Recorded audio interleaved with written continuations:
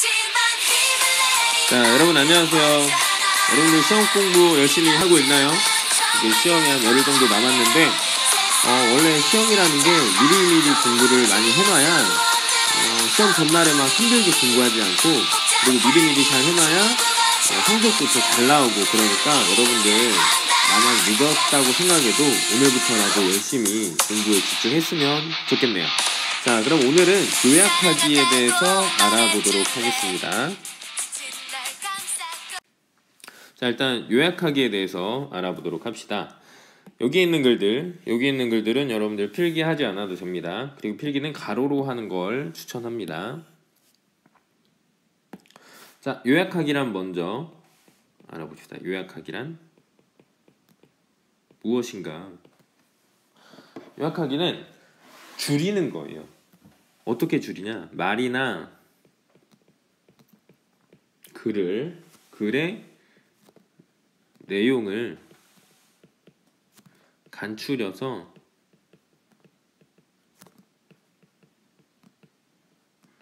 정리하는 것이에요. 우리가 글을 읽으면 분량이 만약에 요만큼 된다 치면 이거를 요만큼으로 줄이던가 줄이는 거예요. 근데 줄이는데 중요하지 않은 내용을 요따 갖다 쓰면 안 되겠지, 그지? 이 중에서 중요한 내용이 요만큼 이렇게 분포되어 있을 텐데, 요 중요한 내용들을 우리가 갖다가 잘 집어넣어서 말을 만드는 게 요약하기예요. 그래서 이렇게 완성된 요약된 결과를 우리는 요약문이라고 부릅니다. 그러면 왜 요약을 하나요? 왜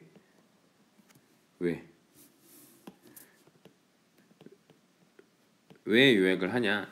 왜 필요한가요?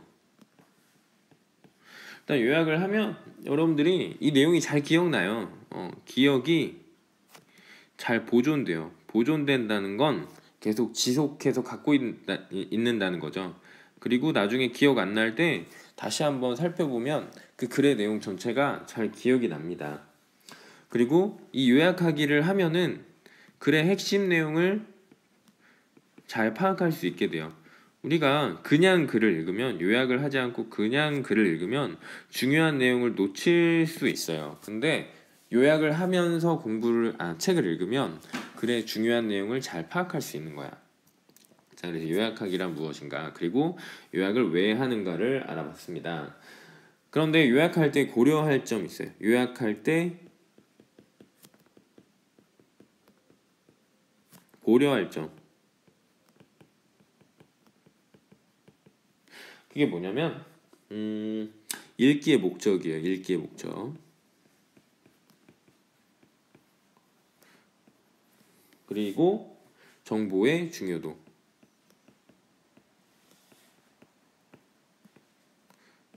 마지막으로 요약할 분량. 요약할 분량. 일단 읽기의 목적은, 여러분들이 이런 상황을 가정해 봅시다. 펭귄에 대한 기사가 나왔어.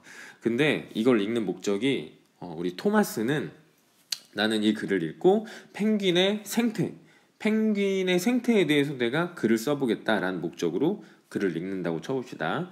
자, 그 다음에 두 번째, 우리 엘리자베스는 이 글을 읽는데 나는 펭귄을 잘 모르는 친구에게 펭귄이 정말 귀여운데 그 펭귄의 매력에 대해서 친구한테 소개하는 말하기를 하기 위해서 이 펭귄 기사를 읽어야지 라고 해봅시다.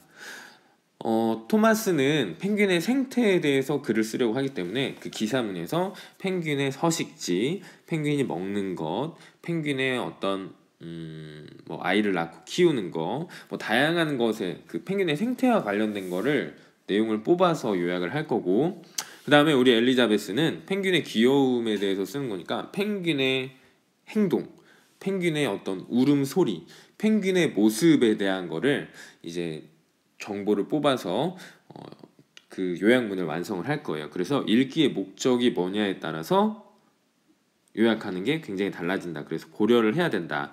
그 다음에 정보의 중요도인데 여러분들이 글을 막 읽지만 이 글에서 모든 내용이 다 중요한 정보가 아니에요. 더 중요한 정보도 있고 덜 중요한 정보도 있습니다.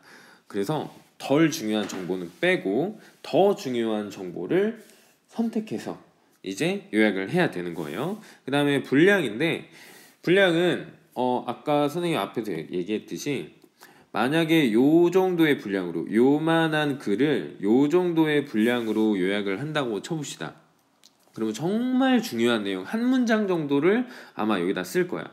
근데 요 정도의 분량으로 요약하면 가장 중요한 내용, 만약에 요 문장이 가장 중요하다 그러면 요 문장 플러스 그 외에 덜 중요한 문장, 요 문장들을 여기다가 갖다가 잘 재구성해 놓는 정도로 요약이 되겠죠. 그래서 어느 정도 분량으로 요약을 할 거냐도 굉장히 중요한 겁니다. 자, 그러면은 옆으로 좀 넘어가서 요약하기의 방법에 대해서 알아볼 거예요. 요약하기 방법. 요약하기의 방법. 총 4가지가 있습니다. 일단 첫 번째로 알아둘 거는 일반화예요. 일반화다. 첫 번째. 일반화. 자, 일반화는 뭐냐면 구체적이고 개별적인 내용을 상위 개념으로 묶어 요약하는 거예요. 구체적이고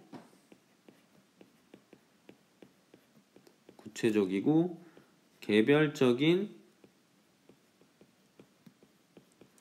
내용을 일반적인 상위 개념으로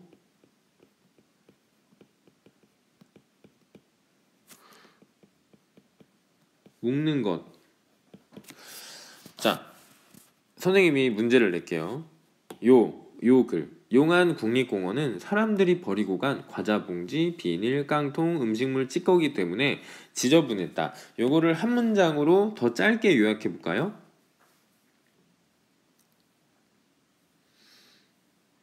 자, 어떻게 요약하면 될까요? 이렇게 요약하면 될 것 같아요. 용안 국립공원은 사람들이 버리고 간 요 부분, 과자, 봉지, 비닐, 깡통, 음식물 찌꺼기, 요거를 뭐라고 줄이면 좋을까요? 그렇지, 그냥 쓰레기라고 하면 돼. 용안 국립공원은 사람들이 버리고 간 쓰레기 때문에 지저분했다. 그럼 문장이 확 짧아지죠, 그죠? 자, 이런 게 일반화예요. 구체적이고 개별적인 내용. 요런 게 과자 봉지, 비닐, 깡통, 음식물 쓰레기, 요런 게 구체적이고 개별적인 내용이 되는 거고, 그 다음에 요 쓰레기가 일반적인 상위 개념이 되는 거예요.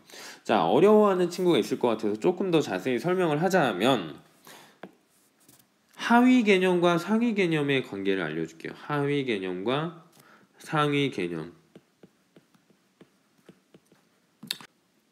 아주 쉽게 다람쥐, 호랑이, 개. 이걸 묶으면 뭐가 되죠? 동물이 돼요, 동물. 그러면 동물의 하위 개념은 다람쥐, 호랑이, 개가 되는 거고, 이 다람쥐, 호랑이, 개의 상위 개념은 동물이 되는 거예요. 알겠죠? 그래서 하위 개념이 더 구체적이고 개별적인 거예요. 구체적이고 개별적인 거고, 상위 개념은 일반적인 겁니다. 알겠죠? 자, 그러면 그 다음으로 넘어가 봅시다. 자, 일단 두 번째로 선생님이 여러분들한테 설명할 개념은 선택과 삭제입니다. 선택과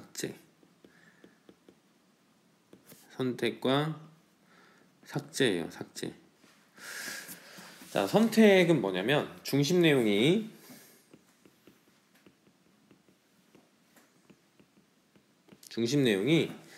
잘 드러났을 때, 직접 드러났을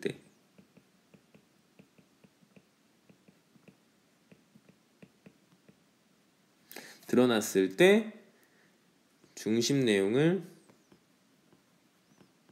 그 드러난 중심 내용을 선정하여 요약하는 거예요.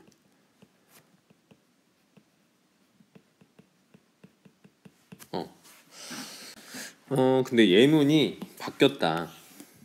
자, 예문을 위치를 좀 바꾸겠습니다. 자, 그러면 옆에 글을 한번 읽어봅시다. 토마스는 시험 기간에 공부가 잘 되지 않을 때 공부를 계속하기 위해 다양한 방법을 활용한다. 일단 스마트폰의 유혹이 너무 크기 때문에 스마트폰을 끄고 부모님께 맡겨버린다. 마음이 차분해지지 않으면 따뜻한 물에 샤워를 하고 편안한 복장으로 갈아입는다. 공부를 하다가 또다시 집중이 안 되면 따뜻한 차를 마시거나 간단한 과일을 먹으며 공부를 한다.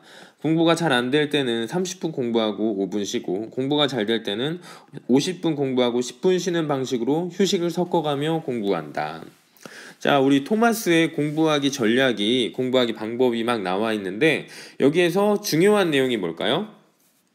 중요한 내용은 이 글에서는 직접 드러나 있어요. 중요한 내용은 첫 번째 문장이에요. 여러분들 대부분의 글은 첫 번째 문장이 가장 중요하답니다. 토마스는 시험 기간에 공부가 잘 되지 않을 때 공부를 계속하기 위해 다양한 방법을 활용한다. 요게 가장 중요한 문장이에요. 그러면 선택이라는 건 이걸 그냥 선택하는 거야. 선택.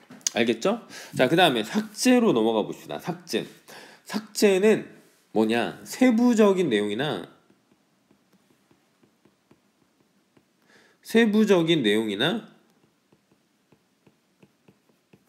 반복되는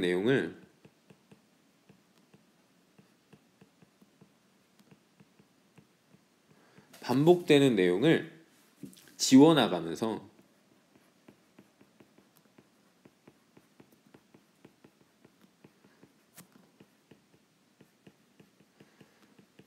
요약하는 방법.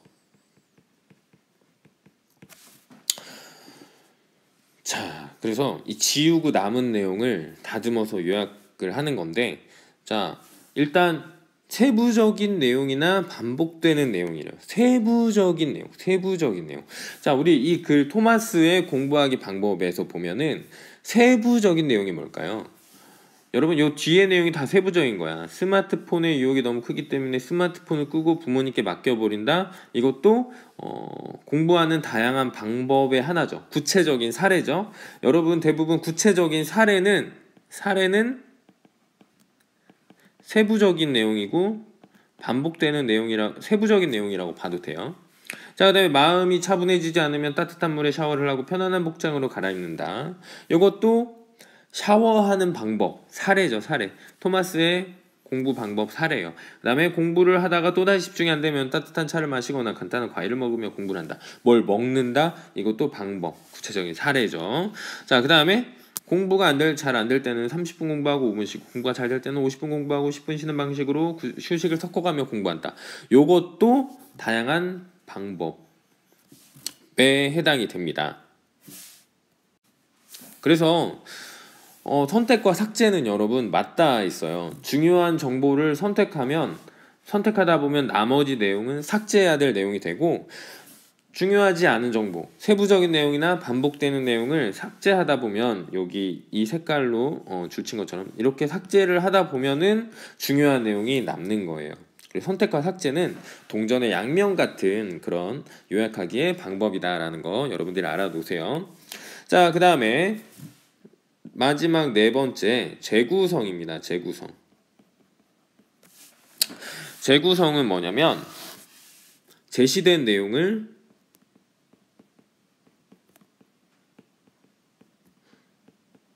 바탕으로 중심 문장을 만들어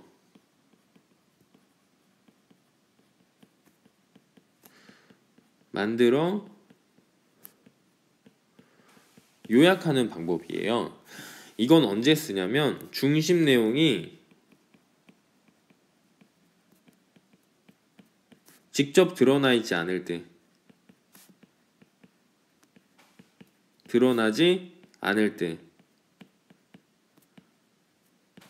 자, 옆에 한번 볼까요? 자, 토마스는 시험이 열흘 남았기 때문에 공부를 하려고 책상에 앉았다. 그 순간 핸드폰에서 까똑 하는 소리가 나서 친구와 카톡을 하고 싶었지만 참았다. 그리고 다시 마음을 다잡고 책을 폈다. 책을 펴니 내용이 어려워. 갑자기 공부가 하기 싫어졌고 스마트폰으로 게임을 하고 싶었다. 하지만 단호하게 핸드폰을 끄고 공부에 집중하였다. 집중하다 보니 1시간 반이나 공부를 했고 철수는 그날 목표한 수학 문제를 다 풀 수 있었다. 자, 우리 토마스 대단하죠. 자, 이 토마스의 공부한 내용인데 이 글에서는 여기에서와 같이 여기는 중심 문장이 쫙 직접적으로 드러났는데 요 글에선 중심 문장이 따로 드러나지 않았어요. 이런 상황에서는 우리가 재구성을 해야 합니다. 자, 앞에서는 중심 문장을 선택하기만 해도 어느 정도 요약이 되는데 우리는 여기에서 중요한 내용을 골라서 우리가 나름대로 문장을 만들어 봐야 돼요. 자, 그러면 중요한 정보. 일단 여기에서는 토마스가 한 내용을 우리가 좀 짧게 이야기를 해보면 공부를 하려고 책상에 앉았어. 공부를 하려고 책상에 앉았는데 핸드폰의 유혹. 핸드폰의 유혹이 있었어요. 다 핸드폰, 스마트폰, 핸드폰의 카톡, 스마트폰의 게임 요런 유혹들이 있었는데 어떻게 했다는 거야? 핸드폰을 껐다는 거죠. 그래서 공부에 집중해서 그날 목표한 수학 문제를 다 풀었다는 거지. 요거를 글의 내용을 우리가 중요한 정보를 머릿속으로 잘 생각해서 요약을 해야 돼요. 그래서 요약하면 어떻게 될까요? 토마스는 핸드폰의 유혹을 이겨내고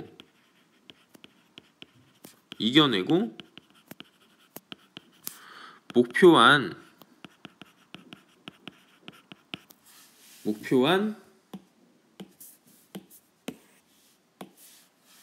수학 문제를 다 풀었다. 요렇게 우리가 요약을 할 수 있겠죠. 자, 됐죠? 자, 그래서 우리가 요약이란 무엇인지, 요약을 왜 하는지, 요약할 때 고려할 점이 무엇인지, 그리고 요약하기 방법까지 한번 알아봤습니다. 여러분, 수고 많았습니다.